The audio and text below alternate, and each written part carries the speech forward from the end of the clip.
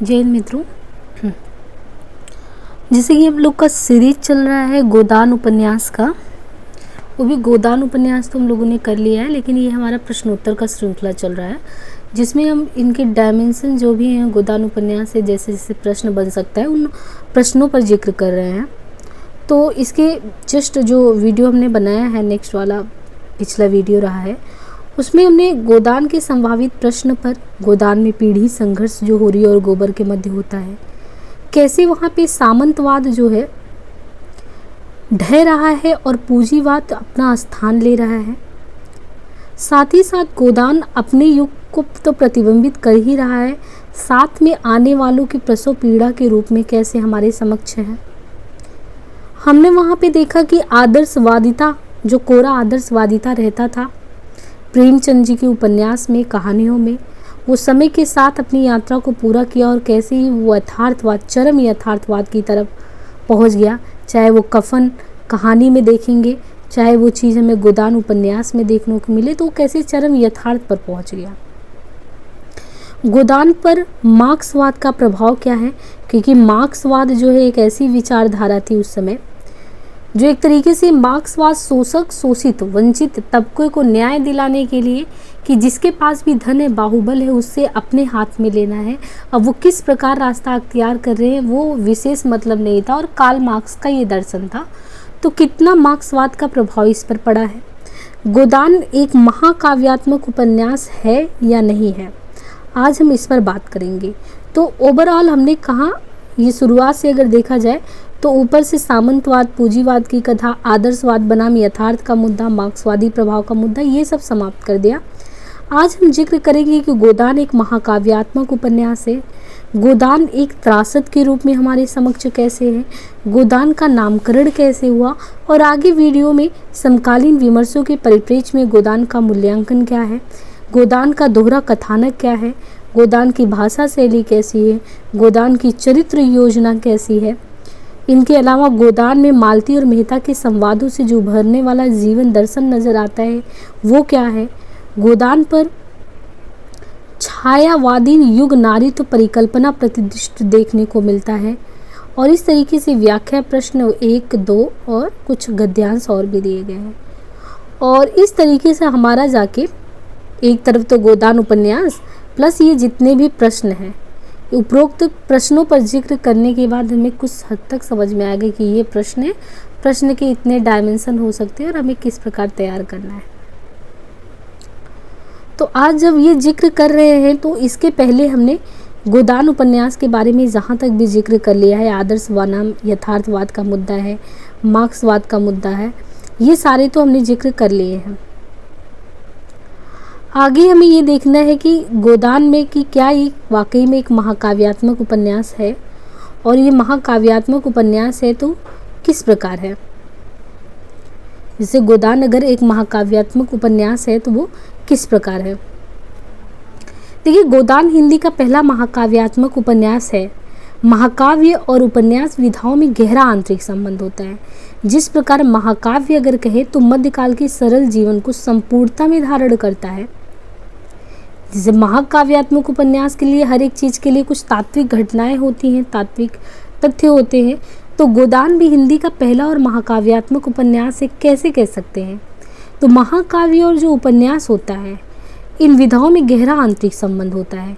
जिस प्रकार महाकाव्य जो होता है वो मध्यकाल के सरल जीवन को संपूर्णता में धारण करता है, वही काम आज के जटिल और बिखरे हुए जीवन में उपन्यास करता है। यानी उपन्यास तब नहीं था, उस समय का जो जीवन परिप्रेक्ष्य था, सरल जीवन की संपूर्णता को उनको हमारे समक्ष रखना था, वो काम महाकाव्य करता था। आज वही जटिल संबंधों, बिखरे ताने बाने को हमारे समक्ष रखने का काम उपन्यास करता है। यही कारण है कि इसे गद्य महाकाव्य भी कहा जाता है। सबसे पहले इस चीज़ को अगर देखें तो सबसे पहले फील्डिंग ने टॉम जॉन्स की भूमिका में उपन्यास को महाकाव्य कहा था, कि उपन्यास ही महाकाव्य। ये किसने कहा था, उपन्यास ही महाकाव्य, इसको किसने कहा था, तो इसको कहा था टॉम जीन्स ने, कि उपन्यास ही क्या है, एक तरीके से महाकाव्य है। तथा जॉर्ज लुकास जैसे चिंतक ने भी उपन्यास को आधुनिक युग के महाकाव्य की संज्ञा दी है। लियो टॉल्स्टॉय का वॉर एंड पीस तथा फील्डिंग के टॉम जोन्स, जो कि पश्चिमी परंपरा के प्रसिद्ध महाकाव्यात्मक उपन्यास है। तो प्रश्न है कि ये तो ठीक है, टॉम जोन्स ने कहा जो कहा, हम स्थिति जानना चाहते हैं कि गोदान की क्या है, क्योंकि हमें जो समझना है कि गोदान क्या महाकाव्यात्मक उपन्यास है या नहीं है। किन कसौटियों पर हम किसी चीज़ को बोले कि हाँ ये चीज़ महाकाव्यात्मक उपन्यास है, समीक्षकों ने ऐसा कौन सा निर्धारण महाकाव्य तत्व की निर्धारण हमारे सामने रखा कि इस चीज़ को हम इस काव्य को महाकाव्यत्व की श्रेणी में डालते हैं। तो सबसे पहला लक्षण होता है महाकाव्यत्व के बारे में। अगर जब भी हमें जानना हो कि महाकाव्य तत्व क्या है, तो उसके बारे में सबसे पहले जानने के लिए हमें ध्यान रखना होगा कि वह किसी सीमित स्थान से ना बंधा हो, यानी उसका क्या हो, जो वातावरण हो एक तरीके से वो किसी सीमित दायरे में नहीं हो, बल्कि वातावरण क्या हो, विस्तारित हो। तो महाकाव्यात्मक उपन्यास का पहला लक्षण होता है कि वह किसी सीमित स्थान से ना बंधकर अपने पूरे समाज को धारण करने में सक्षम हो। पूरे समाज यानी हर एक समाज के चारों तरफ जो भी चीज़ें हैं उन सारी चीज़ों को धारण करता हो, पहली चीज़। तो गोदान में जब हम देखते हैं कि क्या ये महाकाव्यात्मक उपन्यास की श्रेणी में ठहरता है, सीमित स्थान से परे है, पूरे समाज को क्या ये धारण करता है, तो इसमें जैसे ही हम बात करेंगे कि धारण करता है कि नहीं करता है, तो तुरंत इसका जिक्र आएगा। महाकाव्यात्मक उपन्यास में अगर इसका जिक्र करें तो सबसे पहले आएगा कि जब हम बात करते हैं होरी के गांव की हो, तो होरी के गांव के परिवेश यानी गोदान जो है अवध प्रांत का 2 गांव है। 2 गांव में अगर हम कहें बात तो एक सेमरी हो गया, सेमरी के साथ अगर देखें तो बेलारी भी हो गया। तो जो है उपन्यास जो है गोदान अवध प्रांत के 2 गांव सेमरी और बेलारी की कथा है। और प्रेमचंद भली भांति ये जानते थे कि उन्हें गोदान को पूरे राष्ट्र का प्रतिनिधि उपन्यास बनाना है, इसलिए सेमरी और बेलारी गांव के भौगोलिक और सांस्कृतिक चित्रों का सघन चित्रण नहीं के बराबर करते हैं। यही उपन्यास अगर आप देखिए हमारे ही सिलेबस में एक उपन्यास है मैला आंचल। तो मैला आंचल की बात करेंगे तो मैला आंचल में उपन्यास में आप देखिए एक गांव के भीतर रहकर ही हर विशेषता को उभार देने की कोशिश की गई है। वही प्रेमचंद की कोशिश है कि हम किसी गांव विशेष से नहीं बने, क्योंकि हमारा जो है वो उपन्यास जो है पूरे राष्ट्र का प्रतिनिधि के तौर पे हमारे सामने है। तो वो लिखते हैं सेमरी और बेलारी दोनों अवध प्रांत के गांव हैं, जिले का नाम बताने की ज़रूरत नहीं है। यहाँ जिले का नाम बताने की ज़रूरत इसलिए नहीं है कि ऐसे गांव हर जिले में हैं, यहाँ तक कि पाठक के अपने ज़िले में भी हैं। तो प्रेमचंद का स्पष्ट संकेत है कि होरी कोई विशेष चरित्र और उसका गांव कोई विशेष स्थान नहीं है, भारत का हर गांव ही सेमरी। तो इससे सबसे पहले ये पता चल गया कि प्रेमचंद जी का जो ये कहने का मतलब है कि मैं किसी एक व्यक्ति के बारे में नहीं बता रहा हूँ। अगर गांव में देखेंगे तो हर एक व्यक्ति ही क्या है, हर एक व्यक्ति ही होरी है और हर एक गांव ही बेलारी और सेमरी है। तो पहली बात है महाकाव्यत्व की श्रेणी में जो आने का सबसे पहला काम था कि सीमित स्थान से ना बंधा हुआ, सीमित व्यक्तियों से नहीं, बल्कि वो राष्ट्र के स्तर पे प्रतिनिधि करता हो। तो पहली चीज़ है पूरे राष्ट्रीय जीवन को धारण करने वाला पहला उपन्यास। गोदान की महाकाव्यात्मकता का एक प्रमाण ये भी है कि तत्कालीन भारत की लगभग सभी स्थिति, अब देखिए यहाँ पे है कि उस समय की कितनी समस्याओं को ये उठाता है। तो उस समय की ये कहा जाए कि तत्कालीन जो समय में समस्याएं व्याप्त थी, तो भारत की लगभग सभी स्थिति और सभी समस्याओं का जीवंत चित्रण हुआ है। 1936 ईस्वी का समय भारतीय समाज में तीव्र संक्रमण का काल था, जहां एक ओर सामंतवाद ढह रहा है, दूसरी ओर पूंजीवाद उभर रहा है। तो 1916 ईस्वी से ट्रेड यूनियन आंदोलन, अभी जस्ट इसके पहले वाले में पढ़ा था, तो उस समय हम देख रहे थे कि ट्रेड यूनियन के बारे में कि हाँ बहुत लोगों के बारे में ये चीज़ था कि लोग जागरूक हो रहे हैं। अब जब जागरूक हो रहे हैं, अपने प्रति लोग जागरूक हो रहे हैं, तो वो हर एक चीज़ों के बारे में बात करेंगे, खुल के बात करेंगे। तो यहाँ पे कि गोदान उपन्यास के बारे में ये भी कहा गया कि महाकाव्यत्व का एक प्रमाण ये भी कि इसमें तत्कालीन भारत की लगभग सभी स्थिति और समस्याओं का जीवन चित्रण हुआ। 36 का समय भारतीय समाज में तीव्र संक्रमण का काल है, जहाँ एक ओर सामंतवाद ढह रहा है, दूसरी ओर पूंजीवाद उभर रहा है, महिलाओं का अखिल भारतीय संगठन बनने लगा है। 30 के दशक में कृषक आंदोलन, जातीय आंदोलन शुरू हो गया है। तो गोदान में ऐसी कौन सी बात है कि कौन सी समस्याएं नहीं है, वो सारी स्थितियां जो है विद्यमान है। गोदान में सामाजिक जीवन में धर्म, बिरादरी, मर्जात जैसी समस्याओं के साथ साथ नारी आंदोलन, दलित आंदोलन, सिलिया का परिवार, दहेज समस्या, सोना और रूपा का अनमेल, विवाह की समस्या, वेश्यावृत्ति की समस्या, ये सभी समस्याएं वहाँ पे देखने को मिलती हैं। साथ ही साथ गरीबी की स्थिति को भी देखने को मिलता है। जैसे सांप्रदायिकता देखें तो झुनिया के पति की मौत आदि समस्याएं भी दिखती हैं। उन्होंने आर्थिक समस्याओं के तहत भी गरीबी और ऋण यानी होरी व अन्य किसान जैसी समस्याओं को दिखाया है। तत्कालीन राजनीतिक स्थितियों को भी बयां किया है कि कैसे थानेदार और पंचायत द्वारा किसानों पर शोषण हो रहा है, जमींदार राय साहब शोषण, लोकतंत्र का अमीर वर्ग तक सीमित होना। तो ये सब था कि सामाजिक राजनीतिक स्थितियां सघन रूप में चित्रित हुई है। तो गोदान जो महाकाव्यात्मक उपन्यास के रूप में आ रहा है हमारे सामने, तो गोदान की महाकाव्यात्मकता का एक अन्य प्रमाण तत्कालीन समाज में और भी देखने को मिलता है कि सभी वर्गों के चरित्रों का एल्बम है। अधिकांश चरित्र वर्गगत हैं, इसलिए वे सिर्फ अपनी विशेषताएं नहीं बताते, अपने पूरे वर्ग की विशेषताएं बताते हैं। इसके ग्रामीण चरित्र जो है वो सीधे साधे किसान हैं जो अपने छोटे छोटे खेतों में बैलों की तरह काम करते हैं, किंतु उनकी गरीबी बढ़ती ही जाती है। दूसरे वर्ग में दुलारी सहुआइन, झुमरी सिंह, नोखेराम जैसे साहूकार वर्ग के चरित्र भी हैं जो जोंक की तरह किसानों की खून को चूसे जा रहे हैं।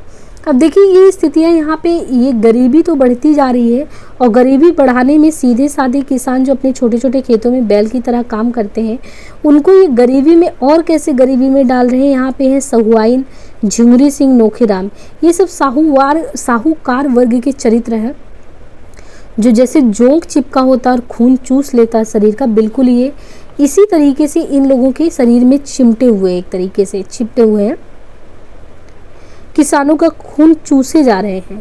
एक और जमींदार और उसके कारिंदे हैं, तो दूसरी ओर दाता दीन जैसे धर्म के ठेकेदार हैं जो शोषक वर्ग में शामिल है। इसी प्रकार एक और जुनिया जैसी विधवा महिला है, तो दूसरी ओर नोहरी जैसे बेमेल विवाह की शिकार महिला भी है।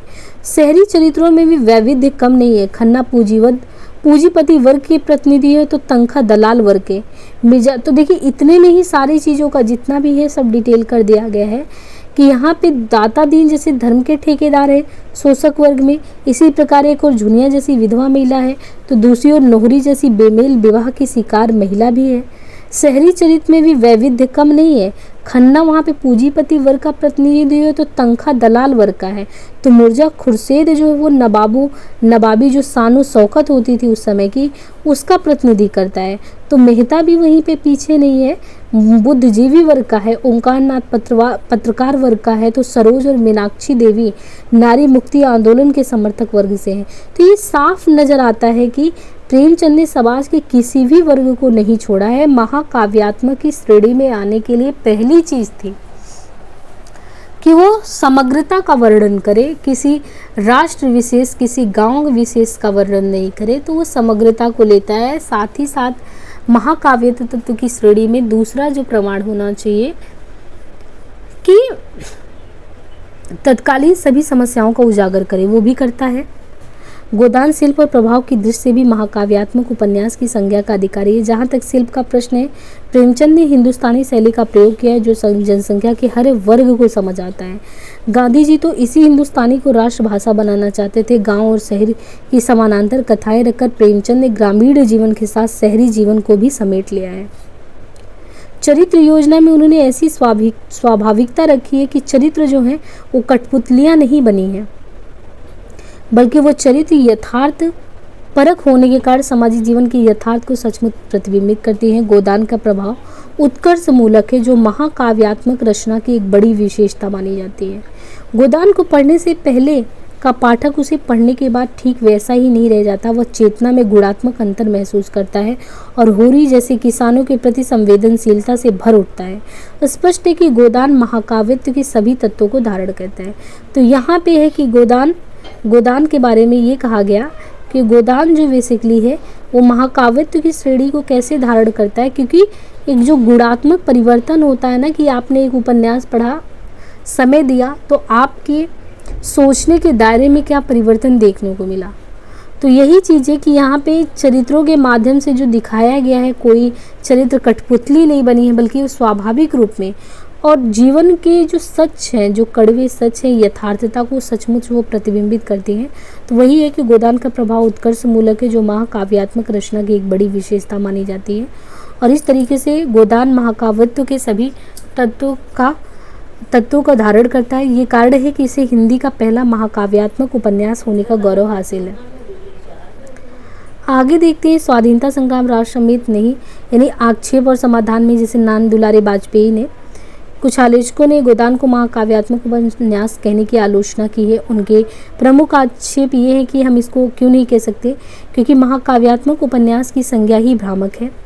गोदान में तत्कालीन स्वाधीनता संघर्ष का चित्रण नहीं हुआ। इसके बारे में हमने पहले भी जिक्र किया था कि कई लोग ये कह रहे थे कि उस समय स्वाधीनता के जो बिंदु है उसको समाहित नहीं किया गया है। तो प्रेमचंद जी ने खुद इस पर जवाब दिया था कि स्वाधीनता तो कुछ लोगों ने, कुछ ऐसे भी लोग हैं जिन्होंने इसका फ़ायदा उठाया, लाभ उठाया और अपने को स्वाधीनता के हिमायती कहने लगे।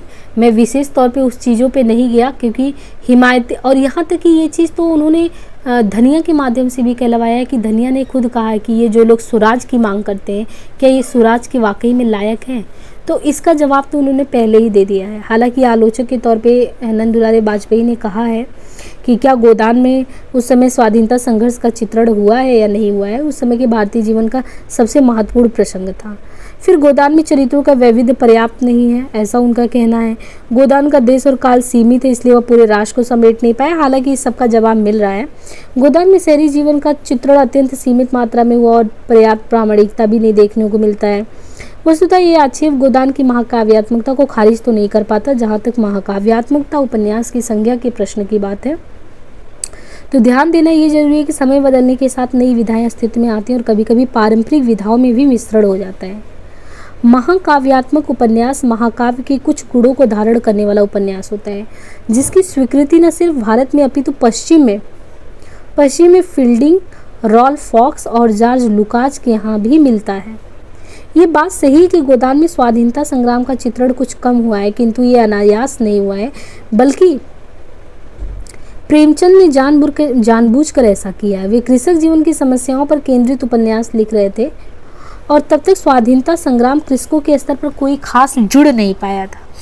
इसके अतिरिक्त प्रेमचंद जी ये भी समझ रहे थे कि स्वाधीनता संग्राम के अधिकांश नेता जो हैं वो बेसिकली उच्च व मध्यम वर्ग के हैं, शिक्षित व शहरी वर्ग के हैं, जो समाज की मूल समस्याओं को समझने में असमर्थ हैं।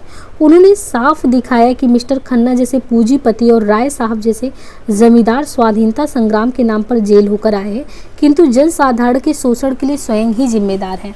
अब देखिए, यही बात धनिया ने भी कहा था कि चाहे वो समाज के कितने भी हिमायती बने, लेकिन स्वाधीनता संग्राम के उस समय के ज़्यादातर नेता उच्च व मध्यम वर्ग के हैं, शिक्षित व शहरी परिवार के हैं, तो वो गरीबों की स्थिति और उनकी मूल समस्याओं को फिर भी नहीं समझ रहे हैं, ना ही वहाँ पे वो संवेदनशीलता के आग्रही बन रहे हैं। कोई बदलाव नहीं दिख रहा है। पूंजीपति मिस्टर खन्ना हो या राय साहब जैसे जमींदार हो, वो जाते तो हैं स्वाधीनता संग्राम के नाम पर जेल होकर, स्वराज की बात तो करते हैं, लेकिन वो जनसाधारण की समस्या, उनके शोषण के दंश को अभी भी नहीं समझते। उन्होंने मिर्जा खुर्शीद के माध्यम से उभरते हुए लोकतंत्र के चरित्र का पर्दाफाश किया है, तो धनिया के कुछ आक्रामक वाक्यों के जरिए स्वराज के नारे की पोल खोल दी है। तो प्रेमचंद एक ऐसी स्वाधीनता चाहते थे जो सिर्फ राजनीतिक सत्ता परिवर्तन ना हो, बल्कि वंचित वर्ग को शोषण और वंचन से वास्तविक स्वाधीनता दिलाती हो। तो इसका जवाब स्वतः ही मिल गया कि प्रेमचंद जी ने कहा कि मैं तो अपने पात्रों के माध्यम से ही स्वराज के बारे में, ऐसा नहीं है कि मैं उस समय अवेयर नहीं था, मुझे नहीं पता था, लेकिन मैं जिस व्यक्ति पे केंद्रित होकर लिख रहा था और जो समाज उस समय था जो स्वाधीनता संग्राम के हिमायती बन के उसमें कूद पड़े थे, उनमें क्या वैचारिक बदलाव थोड़ा भी था, तो उसको उसकी स्थिति को क्लियर कर दिया था कि जो वास्तव में दिखाते थे हम जिसके हिमायती हैं, वो जब धरातल पे आते थे और जिनकी समस्याओं से रूबरू होके उनमें वैचारिक परिवर्तन दिखना चाहिए था, वो तो दिख नहीं रहा था। तो फिर मैं ही क्या लिख कर देता इस तरह, और मैं तो कम से कम अपनी कलम से लेकर भारत के सामने ये समस्याएं तो उजागर कर रहा हूँ कि हर एक व्यक्ति पढ़े और जाने उस समय की समस्या क्या है। और उस समय के लोग जो लड़ रहे थे, जो दूसरों से लड़ रहे थे अपनों के लिए, वो अपनों के साथ ही कैसा कर रहे थे। जहाँ तक चरित्रों के वैविध्य का प्रश्न है, आलोचकों का ये आक्षेप है कि एकदम अनुचित है। गोदान में इसका अभाव है। प्रेमचंद ने तो ग्रामीण और शहरी जीवन के किसी भी वर्ग को नहीं छोड़ा है, इसलिए उसे मानव चरित्रों का एल्बम भी कहा गया है कि ये एक तरीके से मानव चरित्रों का। तो ये नहीं मतलब जिसे नंदुलारे बाजपेयी ने आलोचक के रूप में एक तरीके से कि वैविध्य का प्रश्न नहीं है, तो ये एकदम अनुचित है। क्योंकि आप गोदान में देखिए तो कौन नहीं है, पत्रकार नहीं है, दलित वर्ग के हिमायती नहीं है, या नारी चरित्र के माध्यम से नहीं दिखाया है, शहरी कथा, दलित की कथा, एक उभरते हुए जागरूक नागरिक की कथा, हर एक मुद्दे को उन्होंने दिखा दिया। तो ये वैविध्यता की बात का तो कोई है ही नहीं। मतलब इसके अलावा अगर देखें कि उस समय देश काल और परिस्थिति के होने का आक्षेप, तो देश और काल के सीमित होने का आक्षेप तो आंशिक दृष्टिकोण पर आधारित है। ये सही है कि गोदान का सारा कथानक लखनऊ और उसके आसपास के 2 गांव सिमरी और बिलारी की कथा क्षेत्र बनकर रह गया, किंतु ये भी सत्य कि प्रेमचंद ने इन दोनों स्थानों को भारत के किसी भी गाँव और शहर के प्रतीक के रूप में पहले ही स्पष्ट कर दिया। तो ये नहीं कह सकते विशिष्ट भौगोलिक वर्णनों से लगातार बचे। एक तरीके से उन्होंने कहा ये तो किसान हर एक गांव में मिल जाएगा। बेलारी और शहरी कथा को मैं प्रतीकात्मक तौर पे 2 स्थानों को ले रहा हूँ, लेकिन ऐसी स्थिति कमोवेश भारत की है। जहाँ तक काल के सीमित होने का प्रश्न है, ये ठीक है कि गोदान का कथानक 1936 ईस्वी के आसपास के 5-10 वर्षों की ही घटनाओं को शामिल करके निर्मित हुआ है। इसके बाद भी प्रेमचंद ने ध्यान रखा है कि काल की ये सीमा उपन्यास की सीमा ना बन जाए। उन्होंने पूरे उपन्यास में एक भी ऐसी घटना नहीं रखी है जो किसी निश्चित तिथि या वर्ष से संबंधित हो। स्वाधीनता संघर्ष की बड़ी घटनाओं को न रखने का एक कारण यह भी था कि यदि वे काल विशिष्ट सूचनाएं रखते तो उपन्यास कालबद्ध हो जाता और अपने काल का अतिक्रमण नहीं कर पाता है। यदि गोदान अपने लेखन के 7 दशक से अधिक समय तक बीत जाने के बाद भी आज भी वैसा ही वैसा है, तो एक बड़ा कारण ये भी है कि प्रेमचंद काल विशिष्ट सूचनाएं देने से बचे हैं।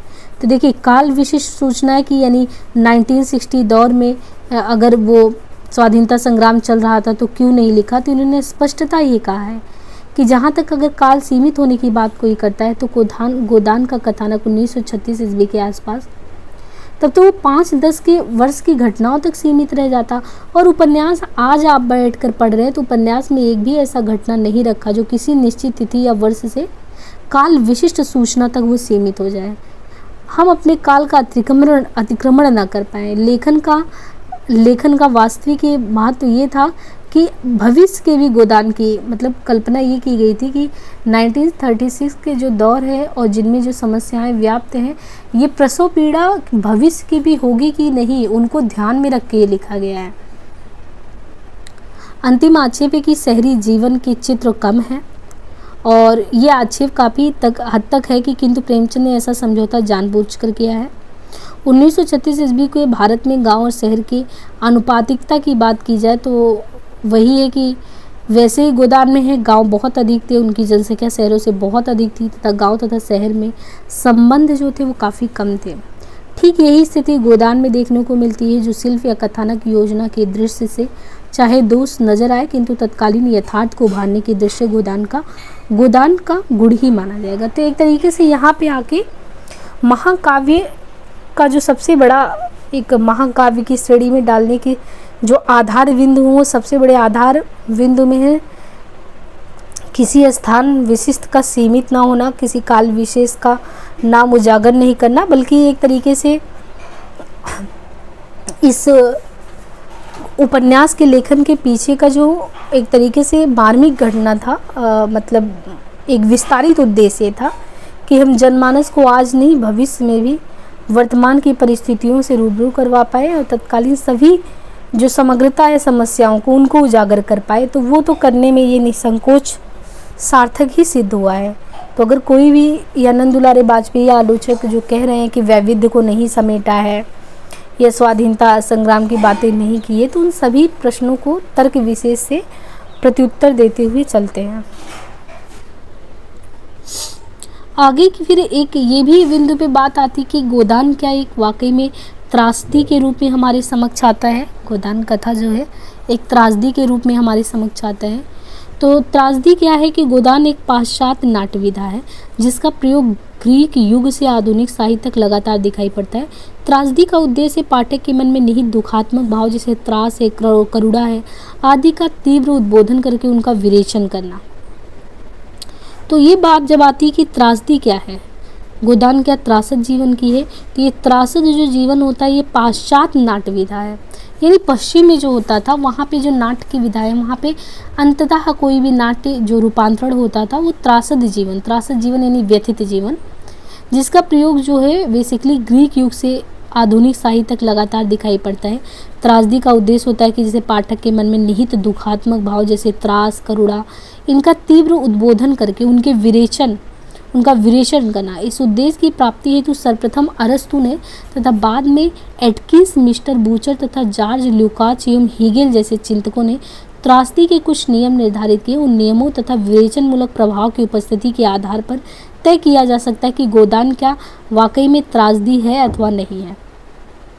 अब इसमें सर्वप्रथम अरस्तु तथा बाद में एटकिंस, मिस्टर बूचर तथा जॉर्ज ल्यूकाच, हीगेल जैसे चिंतकों ने त्रासदी के कुछ नियम निर्धारित किए हैं। उन नियमों को समझते हैं तो फिर हमें ये समझ में आएगा कि क्या वाकई में ये त्रासदी की पहचान को दर्शाता है या नहीं दर्शाता है। त्रासदी का नायक रचना के अंत में पराजय या मृत्यु का शिकार होता है। शेक्सपियर की जो त्रासदियों में नायक की अनिवार्यता मृत्यु हो जाती थी। हालांकि अरस्तु ने माना है कि नायक की मृत्यु आवश्यक नहीं है। अरस्तु के अनुसार यदि त्रासद प्रभाव की उत्पत्ति नायक की मृत्यु के बिना ही हो जाए तो ज़्यादा बेहतर है। अब देखिए, कोई भी त्रासद जीवन की कथा है उसका सबसे पहला आधार बिंदु है कि जो नायक है रचना के अंत में वो पराजय या मृत्यु का शिकार हो। तो होरी को आप देखते हैं कि नायक का अंत में जो है होरी नायक हुआ, पराजय या मृत्यु का शिकार होता है। और लेकिन शेक्सपियर यही बात कहते हैं कि उनकी त्रासदियों में नायक की अनिवार्यता जरूरी नहीं है कि मृत्यु हो। हालांकि अरस्तु ने माना है कि नायक की मृत्यु आवश्यक नहीं है। तो इसमें अलग अलग त्रासद के जीवन में मृत्यु का शिकार होना शेक्सपियर जो है अनिवार्यता नहीं मानते हैं। अरस्तु ने भी बोला जरूरी नहीं है। अरस्तु के अनुसार यदि त्रासद प्रभाव की उत्पत्ति नायक की मृत्यु के बिना ही हो जाए तो ज़्यादा बेहतर है, यानी लोग दुखी हो जाए, व्यथित हो जाए कहानी को पढ़ के नायक की मृत्यु के बिना ही तो भी सही है। दूसरी स्थिति है त्रासद के नायक के प्रति पाठक या दर्शक के मन में तीव्र सहानुभूति जागनी चाहिए ताकि वो उसके दुख या पराजय से द्रवीभूत हो सके। ऐसा तभी होगा जब नायक में अच्छे गुण का निवेश हो। अब ये चीज़ हमको होरी में आगे चल के देखना होगा कि क्या ये सारी गुण के बारे में क्योंकि पहला तो इन्होंने बताया उसका मृत्यु का शिकार होना नहीं होना, पहला चीज़ त्रासद कथा का अंत बताता है। दूसरा जो नायक के प्रति हमारे मन में क्या हुआ तीव्र सहानुभूति, विरहानुभूति जग उठता है कि नहीं, ये तो तभी होगा जब नायक बहुत अच्छा होगा। और आवश्यक ये भी नहीं है कि भद्र नायक, ये है कि आवश्यक है कि यह भद्र नायक नैतिक उद्देश्य हो तो निरंतर संघर्ष करे। हीगेल ने पाठक की सहानुभूति जगाने के लिए संघर्ष को सर्वाधिक कि वो जीवन पर्यंत पहली बात तो संघर्ष करे, दूसरा वो अच्छा भी हो, ऐसा हीगेल ने माना है। तीसरा क्या है कि नायक की पराजय या मृत्यु किसी कारण से हो, ये भी महत्वपूर्ण है। अरस्तु के अनुसार, अरस्तु कहते हैं कि उनके अनुसार इसका कारण है हेमर्सिया। अभी हेमर्सिया क्या होता है, जबकि एटकिंस ने निर्णय संबंधी भूल कही है। तो तीसरे आधार पे जब हमको चेक करना होगा कि क्या गोदान वाकई में त्रासद जीवन की अंत कथा है, तो तीसरा आधार होगा कि नायक की पराजय मृत्यु किसी कारण से हो। अरस्तु के अनुसार ये हेमर्सिया अर्थात अति नैतिकता के कारण होने वाले निर्णय संबंधी भूल, और मिस्टर बूचर ने इसका कारण चारित्रिक दोष को भी माना है। तो मिस्टर जो बिचर करके हैं मिस्टर बूचर, उन्होंने बोला है कि इसका चारित्रिक दोष भी कारण हो सकता है। एटकिंस कहते हैं नहीं, निर्णय संबंधी भूल भी हो सकता है। और फिर इनके अलावा एक है कि त्रासदी की पहचान का सबसे महत्वपूर्ण बिंदु है उसका अंतिम प्रभाव जो विरेचन मूलक होना चाहिए। नायक के दुख में पतन को देखकर यदि पाठक जो पढ़ने वाला जो है अगर वो करुणा व दुख जैसे भावों से द्रवीभूत हो उठता है तो इसे त्रासद प्रभाव माना जा सकता है। तो चौथी चीज़ हमें देखना है कि क्या उपन्यास को गोदान को पढ़ते पढ़ते एक पाठक के तौर पे नायक के दुख में पतन को देखकर आप पढ़ने वाले करुणा व दुख से भाव से द्रवीभूत हो उठे तो माना जाएगा कि त्रासद प्रभाव गोदान पर है। अब गोदान को निश्चित रूप से त्रासदी माना जा सकता है। अब किन आधारों पे, क्योंकि उसमें त्रासदी की प्राय जितनी मैंने कसौटियाँ गिनाई है, अब कसौटियों को एक बार ध्यान से देखने पर पता चलता है कि हमने कितनी कसौटियाँ देख ली। पहली कसौटी देखी कि नायक रचना के अंत में पराजय या मृत्यु का शिकार होता है, जो कि होरी होता है, अनिवार्यता है मृत्यु को प्राप्त करता है। उसके प्रति अच्छे गुण तो थे ही, परिवार को लेके चलने की एक कसौटी कितना भी दुख हो, निरंतर उम्मीद जगाए रखने की बात। पराजय या मृत्यु, अंततः वो पराजय बोध को स्वीकार करता है जीवन में कि वो थक हार गया है, जीवन भर लड़ते लड़ते थक हार गया है। निर्णय संबंधी भूल में हमेशा उसकी जाति बिरादरी सामंतवादी सोच उसके सामने बाधा ही बनकर आई है। त्रासदी की पहचान का सबसे जो है कि क्या आपको खुद बताइए कि उपन्यास को पढ़ने के बाद कैसा महसूस हुआ। तो इन सारी कसौटियों पर देखिए गोदान का अंत जो है होरी की मृत्यु से हुआ और यह मृत्यु उसके संपूर्ण जीवन संघर्ष की पराजय है। मरने से ठीक पहले वह सोचता है बस इस साल इस ऋण से गला छूट जाए तो दूसरी जिंदगी होगी, किंतु दूसरी जिंदगी उसे हासिल नहीं होती, उसे ऋणग्रस्तता के दबाव में ही मर जाना पड़ता है। शेक्सपियरियन अर्थों में ये अंत बेहद त्रासद है। देखिए दूसरी जिंदगी उसे हासिल नहीं होगी, उसकी ऋणग्रस्तता के दबाव में ही वो मर जाता है और मरने के बाद वही है कि शेक्सपियर के अर्थों में ये अंत बेहद त्रासद है। होरी का गोदान का नायक होरी पारंपरिक अर्थों में भद्र उदात्त और कुलीन चाहे ना हो, किंतु एक विशेष अर्थ में अवश्य भद्र है।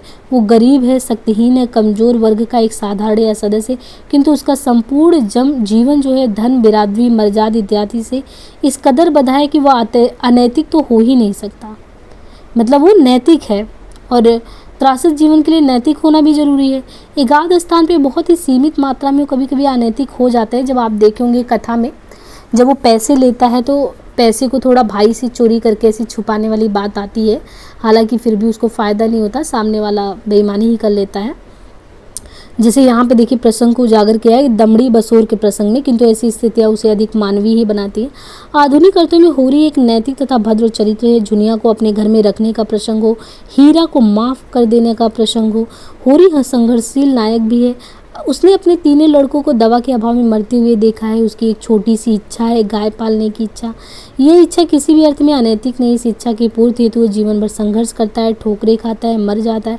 विडंबना ये है कि जिस गाय की लालसा उसके जीते जी पूरी नहीं हुई, उसी गाय को दान करने की मांग समाज उसकी मृत्यु पर गोदान के रूप में करता है, परंपरा के नाम पे कराता है। तो इसको कह सकते हैं इसी बिंदु पर गोदान नामकरण तथा त्रासदी का प्रभाव चरम यथार्थता चरम सार्थकता को व्यंजित करता है। प्रश्न ये उठता है कि होरी की कथा का त्रासद अंत क्यों हुआ? यदि इसका कारण कोई गलत निर्णय है तो कौन सा निर्णय है? तो यही हमने कहा था कि गलत निर्णय होरी ने कब लिया, तो कौन सा निर्णय है? तो कुछ आलोचक ये मानते हैं कि झुनिया को घर में रखने का तो कुछ भोला से गाय लेने का निर्णय संबंधी भूल उसकी भूल या हैमर्सिया है। यहाँ उसने निर्णय गलत लिया क्योंकि झुनिया को घर में रखा तो जात बिरादरी से बाहर हो गया, खुद उसका गोबर बेटा दूर हो गया था, भोला से कर्ज भी बढ़ गया था। इन्हीं निर्णयों के बाद होरी की कथा जो ट्रेजिक अंत की ओर घूमती है। दूसरी आलोचकों का दावा है कि होरी की त्रासदी किसी विशेष निर्णय का परिणाम नहीं है, बल्कि उसके समझौतावादी चरित्र का परिणाम है, जिसके कारण वह मर्यादा व बिरादरी से संघर्ष नहीं करता अपितु घुटने टेक देता है। तो कुछ लोग मानते हैं, कुछ लोग नहीं मानते, कुछ ने गलत किया। जहाँ तक गोदान के अंतिम प्रभाव का प्रश्न है कि यह स्पष्टता विरेचन मूलक है। गोदान के पहले पृष्ठ पर होरी कहता है कि 60 तक, मतलब धनिया से जब एकदम शुरुआत में बात होती है कि 60 तक पहुँचने की नौबत ना आने पाएगी धनिया। गोदान का अंत इसी बात को सत्यापित करता है कि पहले पृष्ठ पर धनिया सोचती है कि उसके 3 लड़के दवा दारू के अभाव में मर गए, और अंतिम पृष्ठ पर होरी की मरणासन अवस्था में भी उसका संकट ज्यों का त्यों है। क्या करे, पैसे नहीं है, नहीं किसी को भेजकर वो डॉक्टर बुलाती। पहले पृष्ठ पर बताया गया है कि होरी के मन में गौ की लालसा चिरकाल से संचित चली आती थी। अंतिम पृष्ठ पर मरते मरते वो कहता है गाय की लालसा मन में ही रहेगी। पहले पृष्ठ से अंतिम पृष्ठ तक रचना त्रासदी के प्रभाव का निर्माण करती है और संवेदनशील पाठक को विरेचन जैसी स्थिति में पहुंचा देती है। तो इस तरीके से गोदान के बारे में जहाँ तक ये समझना था हमको त्रासद जीवन की कथा, तो यही है। और गोदान किसकी त्रासदी है? तो गोदान के त्रासद प्रभाव की व्याख्या आलोचकों ने अलग अलग रूपों में की है कि कुछ के अनुसार गोदान होरी की त्रासदी है क्योंकि मृत्यु उसी की हुई है और विफलता भी उसी को मिली है। लेकिन यही चीज़ शेक्सपियर के अर्थों में इसे होरी की त्रासदी ही मानना होगा। कुछ आलोचकों का मानना है कि गोदान होरी से अधिक धनिया की त्रासदी है, कि ये होरी की नहीं है, उससे ज़्यादा धनिया सही है। सामंतवादी उत्पीड़न के जो चौतरफा दबाव है उन होरी की मृत्यु त्रासद तो है, किंतु उससे ज़्यादा त्रासद जो है वो धनिया का वैधव्य जीवन होगा। और उस उपन्यास के आरंभ में ही ये संकेत है कि विपन्नता के अथाह सागर में सोहाग ही वो तृण था, मतलब वो तैरने वाला उसके पास तृण था जिसे पकड़े सहारे वो चल रही थी। तो मतलब होरी अगर चला भी गया तो उसके बाद जो जीवन संकटों से भरा होने वाला है वो किसका है? धनिया का है। उस पकड़े हुए सागर को पार कर रही थी होरी की मृत्यु, तो धनिया से वह तिनका भी छीन लेती जो उसके अस्तित्व का आधार है। कुछ आलोचकों के अनुसार गोदान होरी की महत्वाकांक्षा की त्रासदी है। तो ये अपने अपने अनुरूप लोगों ने गढ़ा है कि किसकी त्रासद कथा है। जैसे महत्वाकांक्षा की मतलब कि होरी इतना महत्वाकांक्षी हो गया, अगर होरी गाय नहीं चाहता तो फिर साधारण जीवन तो जी सकता था। महत्वाकांक्षा पूरी नहीं हुई, जीवन उसका बख्शा नहीं गया।